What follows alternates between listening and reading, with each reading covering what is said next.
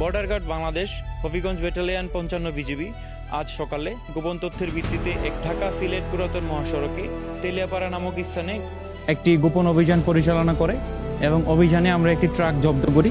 ট্রাকে তল্লাশি চালিয়ে আমরা বিপুল পরিমাণ ভারতীয় ঔষধ ও জিরা জব্দ করি। চোরা কারবারিরা যতই অভিনব পন্থা অবলম্বন করুক না কেন, আমরা আমাদের অত্যাধুনিক প্রযুক্তি এবং গোয়েন্দা সংবাদের মাধ্যমে তাদেরকে রুখে দেওয়ার সর্বাত্মক চেষ্টা চালিয়ে যাব।